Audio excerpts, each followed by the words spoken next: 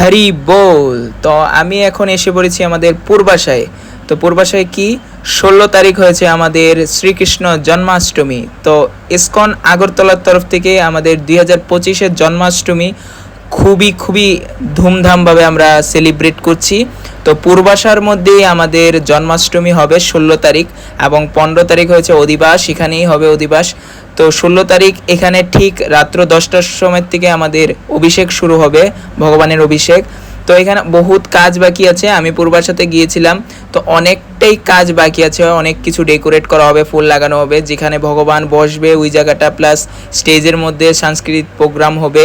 তো ওই জায়গাটার মধ্যে স্টেজের মধ্যে আমাদের অভিষেকও হবে, তো ওইটারও ডেকোরেশন চলছে।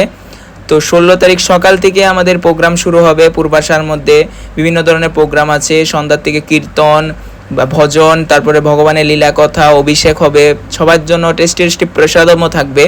তো কারা কোথায় থেকে দেখছেন এই ব্লগটা অবশ্যই বলবেন, এবং ভিডিওটা বেশি বেশি করে শেয়ার করে দেবেন। যারা ত্রিপুরা আগরতলা থেকে আমার ভিডিওটা দেখছেন অবশ্যই আপনারা জয়েন করবেন আমাদের ইসকন আগরতলার জন্মাষ্টমীর মধ্যে। আমিও থাকবো, আমরা সবাই মিলে ভগবানের 2025-এর জন্মাষ্টমী খুব ধুমধামভাবে আমরা সেলিব্রেট করব।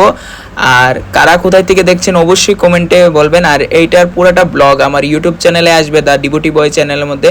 তো এখানে ভগবান বসবে, এই জায়গাটা ডেকোরেট বাকি রয়েছে ফুল দিয়ে। তো আজকের ব্লগটা এতটুকুই, হরি বল।